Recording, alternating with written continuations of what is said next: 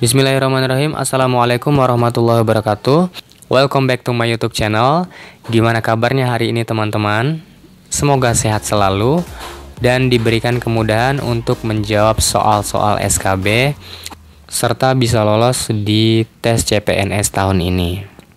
Baik, di video kali ini saya akan membagikan pembahasan soal-soal SKB guru kelas, kompetensi pedagogik, khususnya pada pembahasan metode-metode pembelajaran dan asesmen. Dan ini merupakan video di part yang ke-6. Bagi teman-teman yang belum nonton part 1 sampai dengan part 5, teman-teman bisa cek dan klik linknya di deskripsi. Oke, langsung saja ke soal yang pertama. Siswa melakukan penyelidikan dan pengamatan melalui observasi untuk menemukan jawaban-jawaban dari rasa ingin tahu yang dimiliki oleh siswa. Dalam kegiatan ini, guru menyiapkan lembar pengamatan bagi siswa agar siswa mencatat semua proses pengamatannya, sehingga mendapatkan kesimpulan akhir berkenaan dengan pembelajaran IPA. Model pembelajaran yang dilakukan sesuai dengan tahap di atas disebut dengan metode A. Inquiry, B. Relasional, C. Aktivitas, atau D. Probabilitas.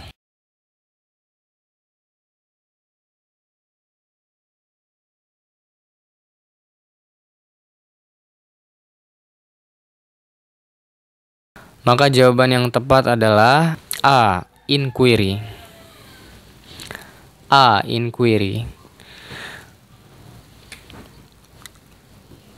Metode inquiry adalah metode pembelajaran di mana siswa dituntut untuk lebih aktif dalam proses penemuan. Penempatan siswa lebih banyak belajar sendiri serta memecahkan masalah. Soal yang kedua. Mengkaji GBPP IPA untuk menganalisis konsep-konsep penting yang akan diajar. Membuat bagan konsep yang menghubungkan konsep satu dengan konsep lainnya. Memilih tema sentral yang dapat menjadi payung untuk memadukan konsep-konsep tersebut. Membuat TPK dan deskripsi kegiatan pembelajaran yang sesuai dengan tingkat perkembangan untuk setiap konsep. Menyusun bahan bacaan berupa bacaan cerita yang mengacu pada tema, disertai gambar dan permainan. Menyusun jadwal kegiatan dan alokasi waktu yang diperlukan secara proporsional. Menyusun kisi-kisi perangkat tes dan soal tes. Karakteristik model pembelajaran di atas sesuai dengan model pembelajaran A. Inquiry, B. Terpadu, C. Aktivitas, atau D. Probabilitas.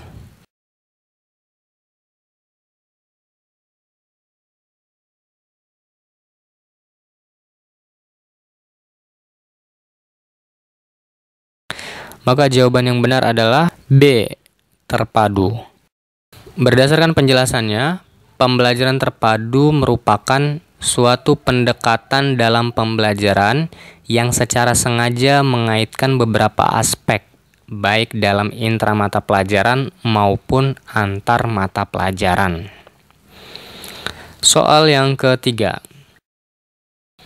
Beberapa rumusan pembelajaran, proses, produk, dan sikap, sifat benda padat, cair, dan gas adalah untuk mencapai tujuan berikut, kecuali A. Melalui pengamatan siswa dapat menjelaskan sifat-sifat benda padat, cair, dan gas.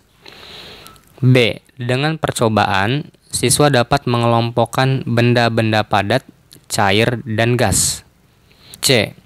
Melalui pengamatan, siswa dapat memberi contoh pemanfaatan benda padat, cair, dan gas dalam kehidupan sehari-hari. Atau D. Melalui pengamatan, siswa dapat menemukan sifat benda yang baru.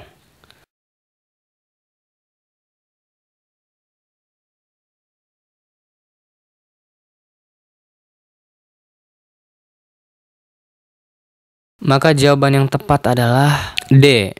Melalui pengamatan, siswa dapat menemukan sifat benda yang baru. Soal yang keempat. Pada kompetensi pembelajaran gerhana bulan dan matahari, metode pembelajaran IPA yang paling tepat digunakan adalah A. Metode demonstrasi, B. Metode ceramah, C. Metode diskusi, atau D. Metode bermain peran.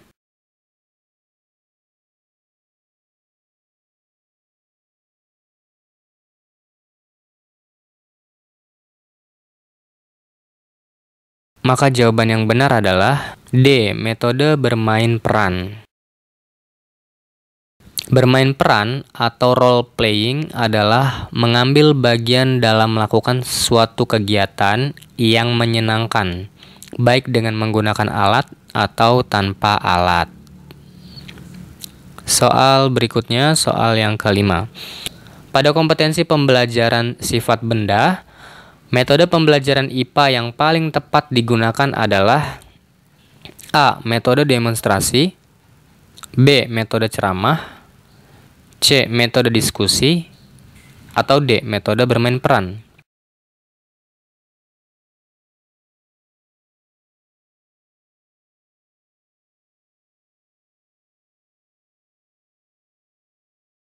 Maka jawaban yang benar adalah A. Metode demonstrasi. Metode demonstrasi adalah cara penyajian dengan memperagakan atau mempertunjukkan kepada peserta didik suatu proses, situasi, atau benda tertentu yang sedang dipelajari, baik dalam bentuk tiruan yang dipertunjukkan oleh guru atau sumber belajar lain yang ahli dalam topik bahasan. Soal yang keenam. Berikut adalah keunggulan metode ceramah, kecuali A. Menyampaikan materi lebih banyak dibandingkan materi lain. B. Pada pembelajaran IPA tidak diperlukan terlalu banyak peralatan laboratorium. C. Dapat membangkitkan aktivitas siswa. Atau D. Konsep yang dipelajari akan mudah diingat karena dilihat secara langsung.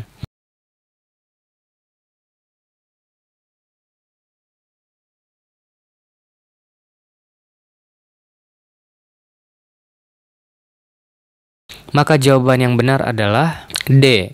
Konsep yang dipelajari akan mudah diingat karena dilihat secara langsung. Berikut keunggulan metode ceramah. Yang pertama, ekonomis waktu dan biaya. Karena waktu dan materi pelajaran dapat diatur guru secara langsung. Materi dan waktu pelajaran sangat ditentukan oleh sistem nilai yang dimiliki oleh guru yang bersangkutan. 2. Target jumlah siswa akan lebih banyak apabila menggunakan alat sound system. 3. Bahan pelajaran sudah dipilih atau dipersiapkan, sehingga memudahkan untuk klasifikasi dan mengkaji aspek-aspek bahan pelajaran. 4. Apabila bahan pelajaran belum dikuasai oleh sebagian siswa, maka guru akan merasa mudah untuk menugaskan dan memberikan rambu-rambu pada siswa yang bersangkutan. Soal berikutnya, soal yang ketujuh. Berikut adalah kelemahan metode eksperimen, kecuali A. Memerlukan bahan dan alat praktik yang banyak.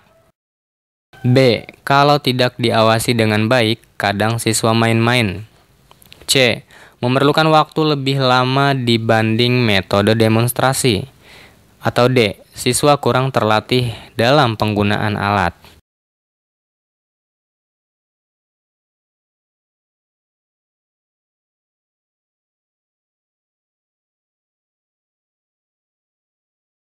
Maka jawaban yang benar adalah D. Siswa kurang terlatih dalam penggunaan alat. Kelemahan metode eksperimen, yaitu 1.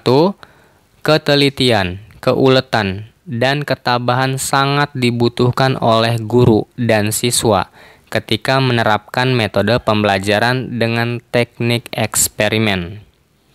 Kedua, metode eksperimen lebih sesuai bidang ilmu yang menyajikan tentang penggunaan ilmu pengetahuan dan teknologi yang canggih. Ketiga, dalam pelaksanaan metode eksperimen dibutuhkan bahan dan alat yang tidak mudah didapatkan di lapangan. Soal yang ke-8, asesmen sumatif dilaksanakan pada saat A. Sebelum pembelajaran, B. Pada saat pembelajaran, C. Setelah pembelajaran, atau D. Pada saat 3/4 pembelajaran.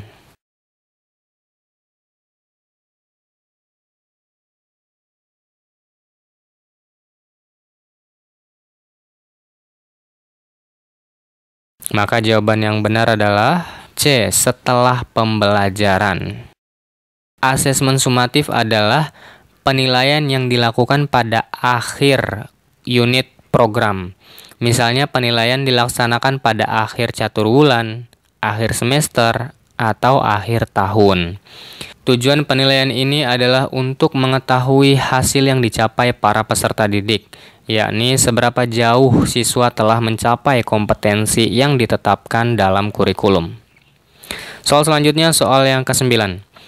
Asesmen formatif dapat dilakukan dengan cara sebagai berikut. A. Lisan dan tulisan. B. Unjuk kerja dan tulisan. C. Lisan, tulisan, dan unjuk kerja. Atau D. Jurnal.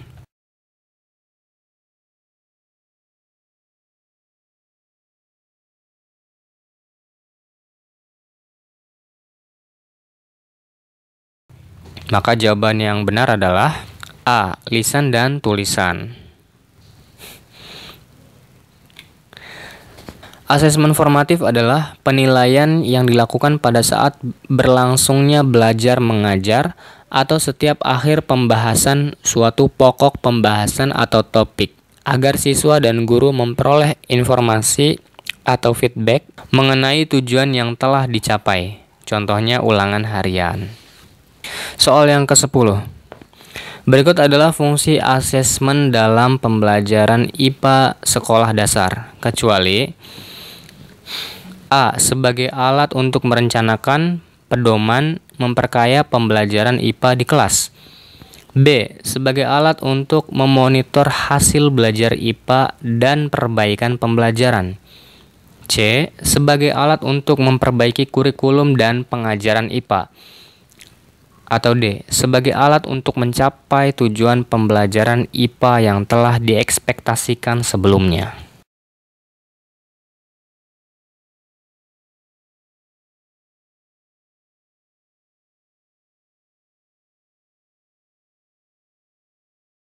Maka jawaban yang paling tepat adalah D. Sebagai alat untuk mencapai tujuan pembelajaran IPA yang telah diekspektasikan sebelumnya.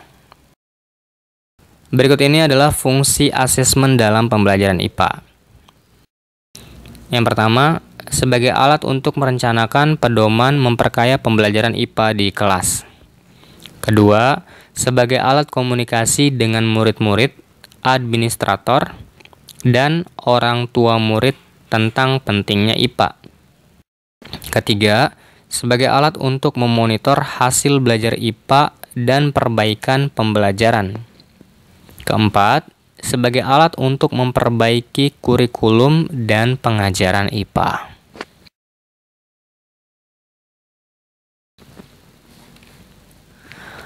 Baik teman-teman, itulah ke-10 soal-soal pembahasan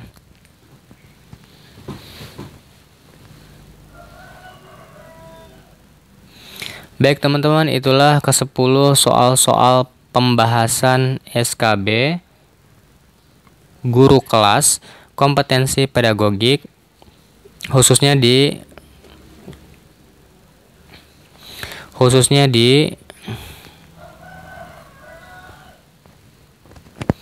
Baik teman-teman, itulah pembahasan ke-10 soal-soal SKB Guru Kelas Kompetensi Pedagogik, khususnya pada pembahasan metode-metode pembelajaran dan asesmen.